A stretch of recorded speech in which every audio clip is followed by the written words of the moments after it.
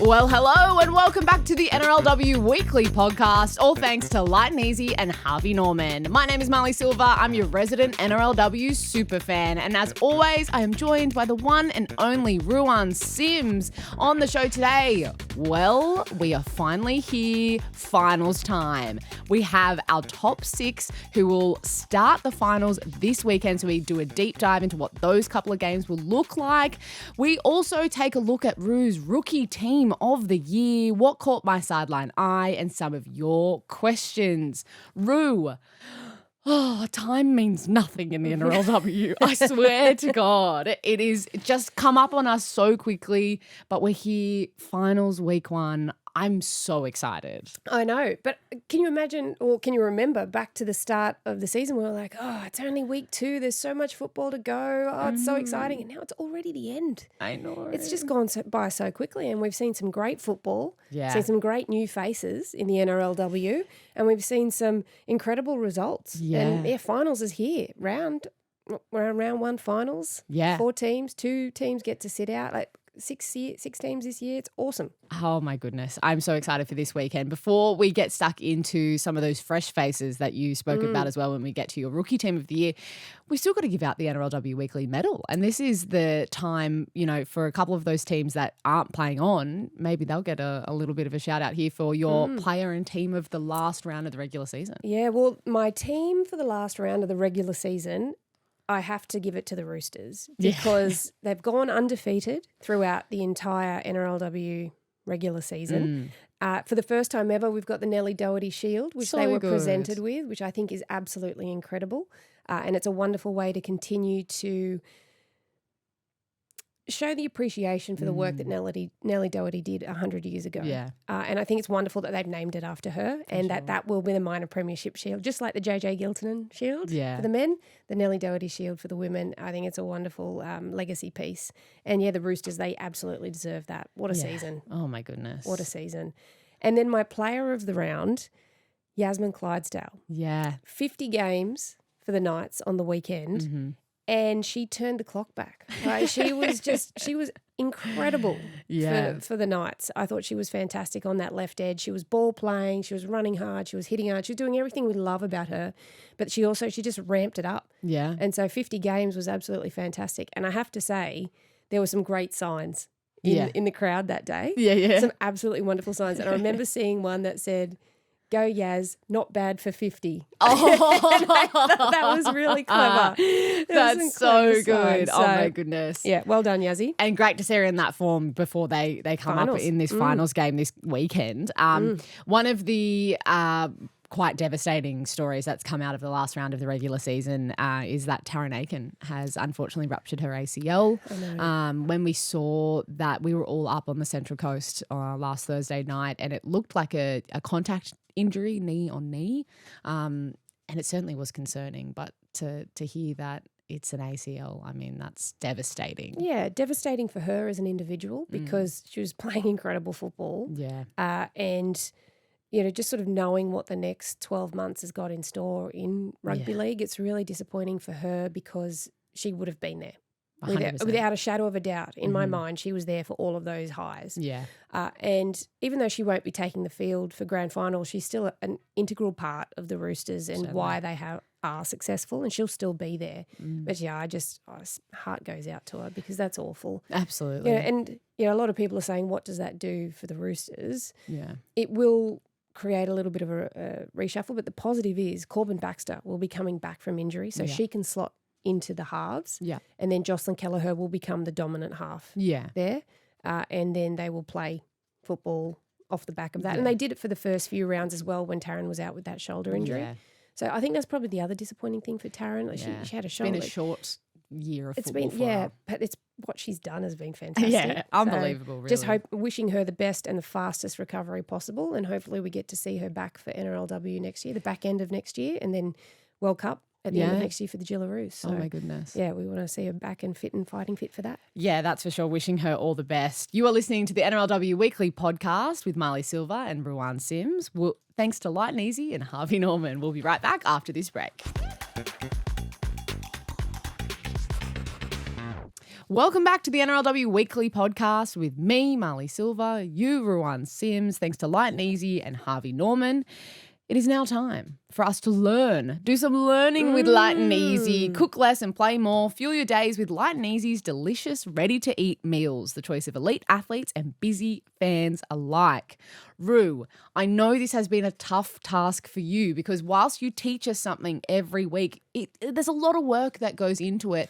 I don't know if there has been a tougher bit of preparation for this segment for you as yet as to what you're going to be teaching us today. I believe you're teaching us about the fresh faces of the NRLW, your rookie team of the year. Yes, I definitely am. So it was really difficult for me to pick this because we've had incredible players make their debut this year. And look, I don't have the same stringent policies around Rookie of the Year that NRL do. So I don't go by age and all that. I'm just saying who's made their debut this year. So that can include players who are a little bit older. It can include players who have come from other sports and done other things and stuff like that. So I'm more comfortable with that because they're just people who have actually come onto the scene so very quickly. Yeah.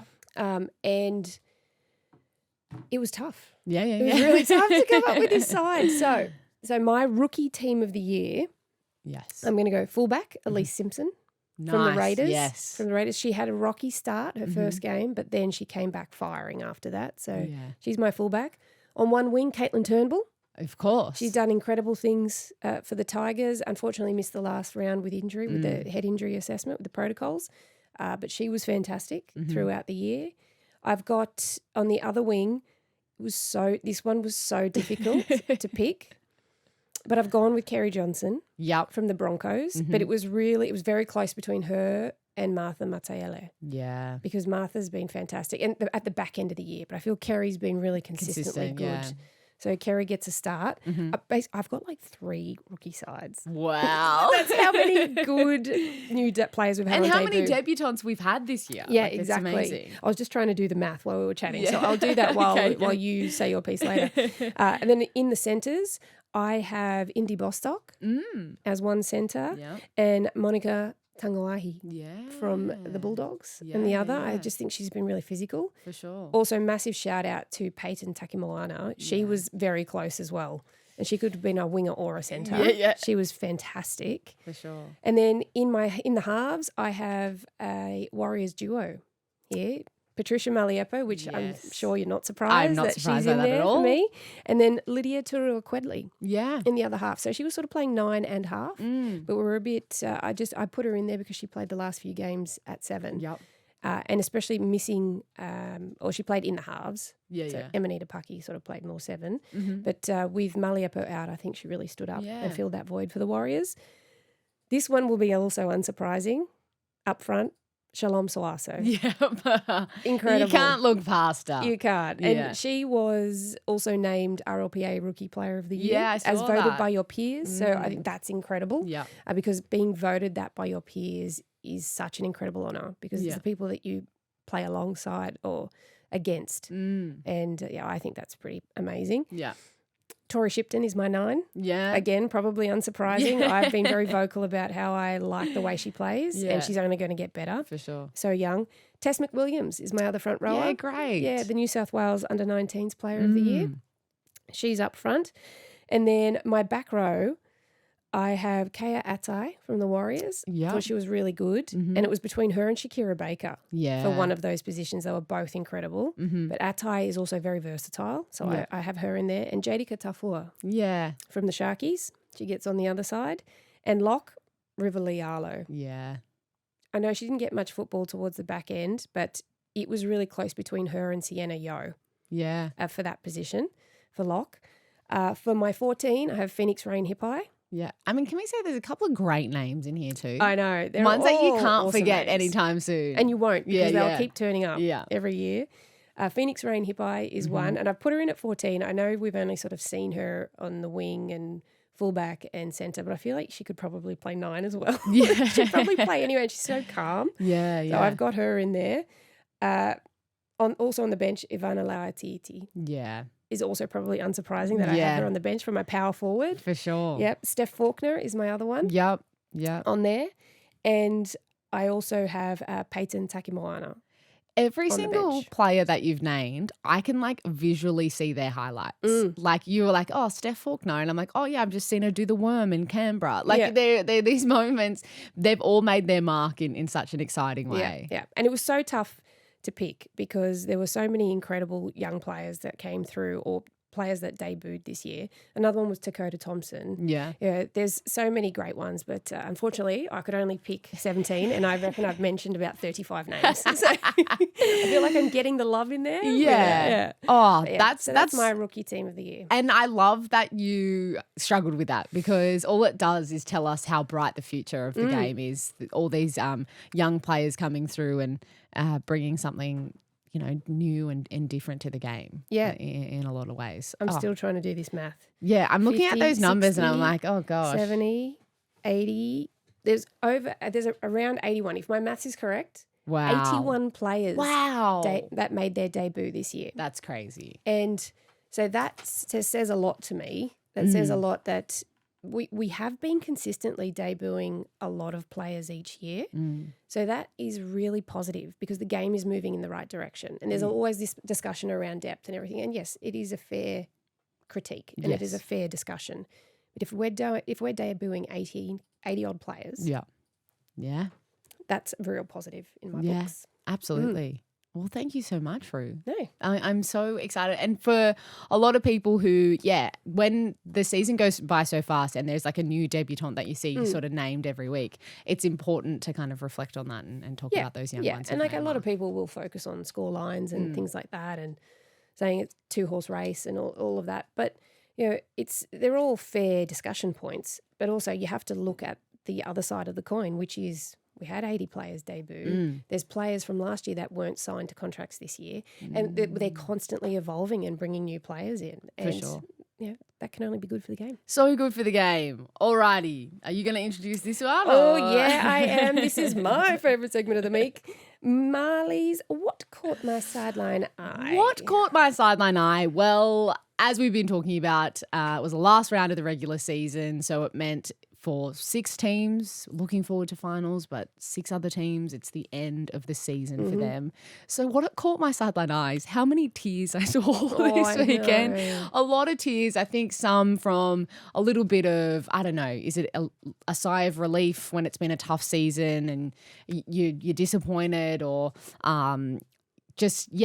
lots of different emotions going on. I think for the Tigers, there was the emotion of it being Brett Kamali's last game as their head coach. I love seeing all the shirts they had made up for their final captain's run. Yep. The tears in the eyes of the Bulldogs girls on Friday night in their last game. I just got to see a lot of it close up. There was a really powerful photo I ended up seeing on the Warriors Instagram of Harata Butler, really emotional as well.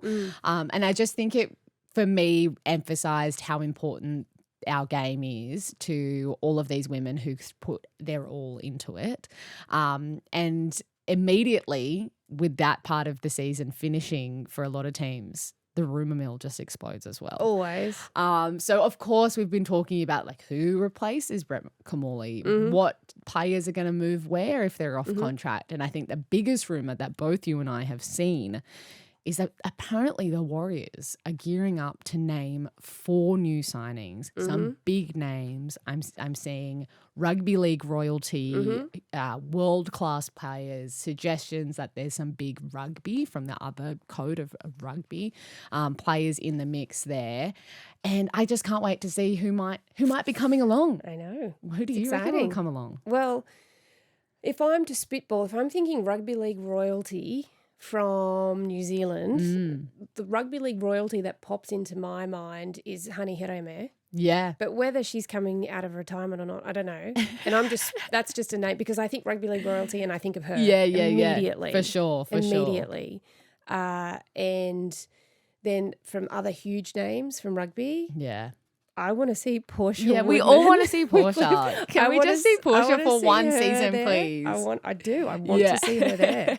It could be anyone. Yeah. And obviously they're hyped it up and I love it. Bring it on. Yeah, I love the little drip feeding of stories and stuff, and I think we're going to get a lot more of that. Yeah. And I love it. Like, Honey's probably at home going, why?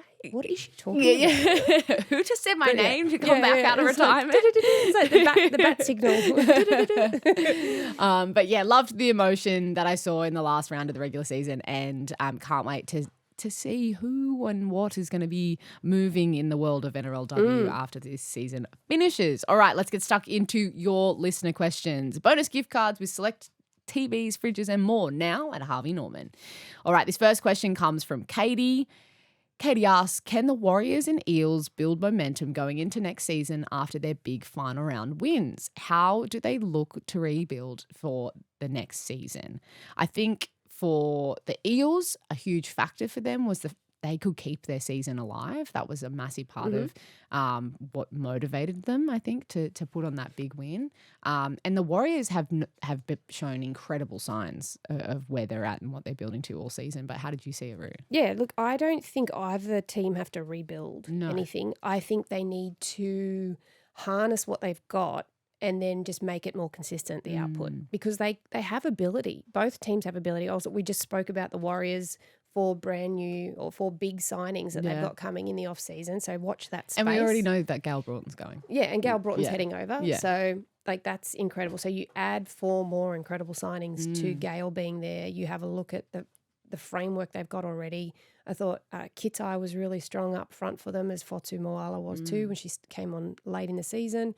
Atai great on the edge as well. Uppy Nichols at fullback just really keeps everything calm. Muliepo in at 6 with Gail Broughton coming in, and then whoever these 4 incredible new signings are. Yeah, like how wonderful is that? And also, I have to say, Layshawn Albert-Jones, she missed a couple of games for suspension, and then she came back and had the performance of the season for her. She was incredible. She was. So they don't need to rebuild anything. No. And I think especially when you consider the game they played in New Zealand, they played with 11 because they had 2 send-offs. That, to me, was a real light bulb moment for the players and for that club, because they played for each other. They only lost by a few points. Yeah. They played for each other. They played with heart. They played with spirit, and that showed to me what Warriors' DNA looks like. Yeah. And they can use that to build. Definitely. And all of those players or the majority of players who were there for that will be part of this squad going forward. Yeah. And that's a real positive. And then for the Eels, similar sort of thing. Like, they've just had a couple of key players who've been out for periods of time. Kennedy Cherrington didn't play too much this year through injury, which is unfortunate. And then, I think they do need to, one thing with the Eels, I'd like to see them really tweak what their 9 rotation looks like, because Ruben can get through a lot of work, but she does need a break every now and then. Yeah. Which is all 9s do. Not everyone can get through a full 70 minutes at high output. So they do need to tweak who is going to come on and be that 9, because Chloe Jackson is an excellent edge back rower. Yeah. And I think putting her in at 9 is a bit of a waste of what she's good at, because she's a line runner. Yeah. For me personally. I'm not privy to any inside information. I'm not privy to how they work their squads or what they're looking at. But I think that's one thing that can really help them be more dangerous next year. Yeah, okay. That's it. What is exciting though is that they showed a lot of spark, right at the end there anyway. Absolutely. There's plenty to build on for sure. Thank you for that, Katie. And this next question comes from Murray. Murray asks, do you think the Strange family can enter the history books with a dual premiership win? Ethan with the Raiders, John and Jazz with the Roosters. Now, what a family. What a family. You want to talk rugby league royalty? Yeah. There it is, live and well. Wow, I just don't know what I've even said there. Alive and well? Alive and well. I was tripping over my words earlier too. It's early, Marley. Yes, it is. It is. But the Strange family, my goodness, it's just so amazing to see, I think. And it is something, they've already written themselves into the history books, surely, because both dad and both children all won minor premierships for the 2025 season. Yep. They are unbelievable. Yeah, 100%. So stranger things have happened.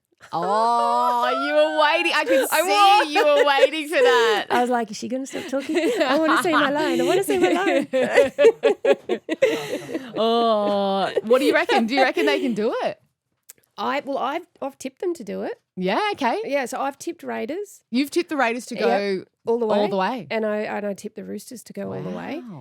So that's, Yeah, okay. And look, what a devastating loss for the Raiders last week. It was an incredible game of football. I think the best game of football I've ever watched in my life. It was amazing. It was absolutely amazing. But I've tipped them both to go all the way. Yeah, and how incredible. Yeah, both of them, they've won the JJ Giltinan Shield and the Nellie Doherty Shield. And then now next thing is the Telstra Premiership trophies. Yeah, wowee. Oh, my goodness. I wonder if John invite me to that after party. Yeah. John and Jazz will go down to Canberra on Saturday, you would imagine. Yeah. To watch Ethan because they've got the week off. Yep. Oh, it's just really cool to see that. I know John will definitely go down. Yeah. He loves going to all the games that he possibly can. Yeah. So, they'll definitely be there supporting Ethan. Oh, my gosh. We've got so much great footy to watch this weekend. So let's get stuck into our previews for the first week of the NRLW finals for 2025. Our first game, well, both are on Saturday back to back. Yep. So you can just lock in. You can just clear your schedule for the weekend. Yep. Saturday, if you're not going to be able to be at one of the games, you're having a barbecue with your mates, set up in front of the television because the first game is in Newcastle and it's the Knights hosting the Titans. And they played each other a mere 2 weeks ago. I was there up in Newcastle. And it was a tight game when Jesse Southwell scored in the final moments to get the Knights the win. And I'm really excited because I think that means we're going to have a very tight first finals game. What do you think, Rue? Yeah, I think we will as well. There's some real positives on both sides. For the Knights, Bo Vetse-Welsh has returned from the HIA. And I will say, though, I thought that Lillian White did a great job at fullback. Yeah. I think the first game where she was thrown in there, she was a bit out of sorts, but then I think she's done really well since then. For sure. So she was a good custodian for them while Bo was out with that HIA. Yeah. And then what I also see, I told you it was early. I can't even get my words out. What I also thought was very cool was seeing Keely Simpson getting the start on the wing. So if you were not in rugby league land for whatever crazy reason last week, Keely Simpson was 18th player for the Knights. Yeah. The Knights had 2 HIAs, which meant that the 18th player could be activated. She's normally a half, I believe. She normally plays in the half. Yeah. Went on the wing, scored a hat trick on debut. She went from the night before going, just going to have a good rest tonight because I'm 18th player tomorrow. How exciting. I get to be part of game day. Wonderful. To going on and scoring a hat trick. That's crazy. Please. That's just that's something dreams are made of. What a debut. Oh, I love on it. debut. So, I thought that was pretty cool. Yeah, absolutely. And it's great. And I think she's deserved that position. Yeah, definitely. I think she's really deserved that. I see Taylor Predabon is also back, which is good for them. She's got great punch through the middle and they're going to need her size to be able to punch through this Titans pack. Yeah. And then Fane Finau is on that edge again, which is great to see. And Sienna Yeo is quickly becoming one of my favourites off the bench. She's got good footwork, just like her cousin. Yeah. Good footwork, really tough, good workload. And then I'm expecting Jessie Southwell, of course, to also have a big one. And Yazzie Clydesdale will always have a big one. And then if I look over at the Titans, you've got Talia Fuimaonu, who's been great on that left edge, and Lauren Brown as their halves the pairing. Queen of the field goal. Yeah, absolutely. She owns the field goal in NRLW. She does. She absolutely does. She's just got such great composure with that stuff. Yeah. And also, just even the goal kick to get last week, to get them into the position to be able to then have that opportunity, I thought was really good. She was a soccer player as a kid, wasn't she? You can just see the precision on the boot. Yeah, it's amazing. Yeah, and she's got a really good composure. For sure, for sure. And but I did feel that last week the Titans tried to attack down that left too much. And I thought the defence was up for it. They knew what was coming, so they just got up and shut that down. Yeah. So they do need to try and attack down that right a little bit as well, get at the left half of the Knights and just, force them to work so they can open up that left edge that they like to play on. If you just keep going there without actually forcing some defensive decisions, you'll just get shut down, which is what was happening last week. But I'm sure they will have discussed that this week. Sienna Lafipo in the middle, such great footwork. Yeah. So she's going to be one. Her and Jessica Elliston just got through a ton of work last week too. She got their player of the season too. Yeah, Jess she Ellison. deserves it. Yeah, definitely. Deserved it. I thought she's been great all year. Really, really great all year. So it's going to be really important that they hold that middle against the Knights because Jessie Southwell can play off any little sniff, as we saw a couple of weeks ago exactly. against them. She only needs that little bit of a sniff. And it's going to be a really, really good game. I am, however, I'm going with the Knights at home. Yeah. I think Jessie will have a cracking game. Yeah.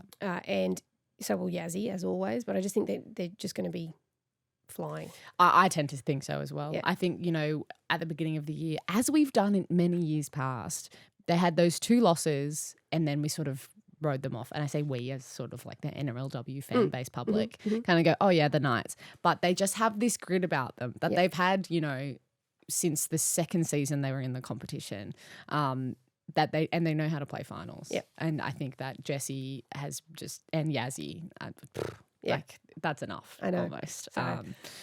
But I love the Titans, so that hurts me. That hurts me. But I can't see the Knights losing come Saturday. Yeah, especially at home. Yeah, and there'll be a great fan base there, as there always is up in the Hunter. After that, we will head to Townsville. I know.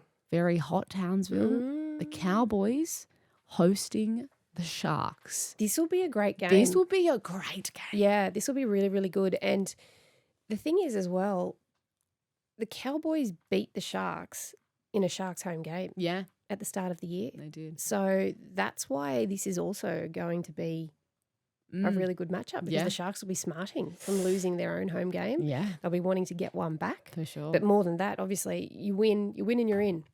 You win and you stay alive in the competition. And I think these two teams are very evenly matched. Yeah. Very evenly matched. This week, I'd like to see a little bit more organisation out of the halves, and he made a change, which I probably knew was coming because it didn't work last week. Yeah. What was happening there. And Kira Dibb is at 6 till it comes back in at 7. Fran Goldthorpe has been really strong for them on the wing, has been really good. And also I saw that Jakaya Whitfeld is back. Oh, okay. And she's back at fullback. Yeah, right, okay. So that will be interesting to see whether she stays there or whether he's just named her and then he'll put Crystal Blackwell back at fullback and then she'll go to the wing, or it'll just be interesting to see if it stays as named. Yeah. But Jakaya, obviously, she's a real threat. Yeah. She's a real threat. Broken play, that's where her strength is. I also feel that Lillian Yarrow is somebody that doesn't get discussed a lot up front. Her work rate has been incredible for them. She's been really, really good. And then S.A. Banu back to the bench, but we've seen previously where he will start S.A. and then Bree Chester will go to edge back row and it'll all sort of move around that way. So it'll be interesting to see whether he does do that because he might just want to play a power game and try and overpower the Sharks.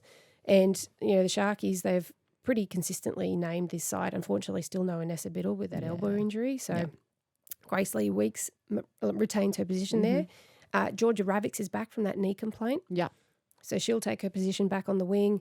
And then Shante Kirioratu has been named, obviously overcome that also, that knee complaint that she had. And Manalitza Takapatolo is starting with Ellie Johnston. There you go. And Georgia Hanaway at 9. So I think the key for me, couple of key matchups, if I look at this, Emma Manselman, Georgia Hanaway.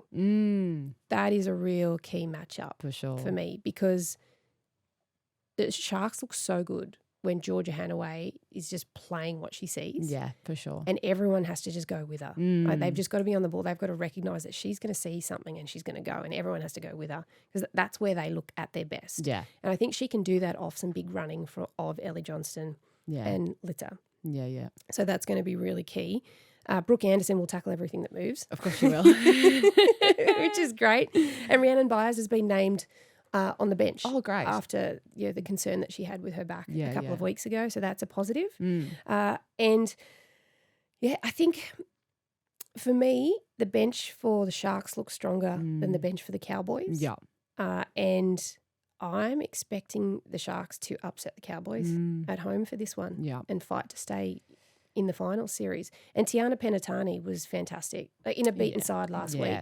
She worked tirelessly, as did Georgia Hanaway. So I think for me, there's just a little bit of extra X factor in the Sharks. And because they've played finals before, they've gone deep into the finals. They've gone to grand final. They've fought back in a grand final from a 24-point deficit. I feel like they might just be a bit more seasoned in there. And, the Sharks will come away with a victory. I think especially because they did lose to the Cowboys at home earlier in the season, and then the loss last week against the Roosters, it'll put a fire up them in a way that you expect. That's a lot of that experience in the side as well. To just, I think it's going to be very tight, but I tend to agree. I think the Sharks will just get it over them. Yeah, and if you also rewind back to last year, the Sharks lost by 40 points last year to the Roosters. And then in the first week of finals, they beat the Broncos.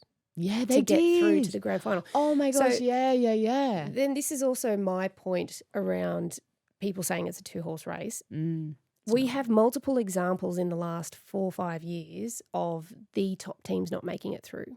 Like the Roosters got knocked out a few years ago. The Broncos got knocked out last year. And they were minor premiers as well. So they are dominant. They deserve to be 1 and 2 because they have been fantastic all year. But don't write. But anything's possible in finals. Exactly right. If you've watched it's like any a whole new competition. If you've watched any sport in your entire life, everyone knows you come to finals time, anything is possible. Like, last week everyone had a line through the Sharks men against the Roosters, and look what happened. I know. Anything, and I told the world that the Sharks would win because I knew it. But I did too. Don't worry. You know what I mean? Like, I just think you can't. As much as, of course, with all, like, the utmost respect, the Roosters have been unbelievable this year. They've been great. And they're such a joy to watch. Like, they're truly incredible to watch. But on the day, on anyone's given day, they can beat them. And I think that's exciting, and I like the challenge for all of the guys. Yeah, and that's what competition's all about. You have to bring your best game every single time you take the field. And even more so when it comes to finals, because the margin for error is considerably smaller when it comes to finals because the stakes are considerably higher. So, I can't wait. Oh, I'm so excited. This is going to be a great weekend. And just for my own brain, the winner of Knights v Titans will play who next week? We'll play the Broncos next week. So the winner of Cowboys v Sharks will play Roosters. We'll play the Roosters. Okay. Yes. Yep. And then obviously the winner of those two. Grand final the time. Big one. Okay. Oh, this is so exciting. Make sure you're locked in to watch these games on the weekend. We are very quickly running out of NRLW footy, so you want to see every single second of it. Roo, thank you so much for your wisdom. Thanks as for always. the day, Marley. I am so keen to see what happens this weekend.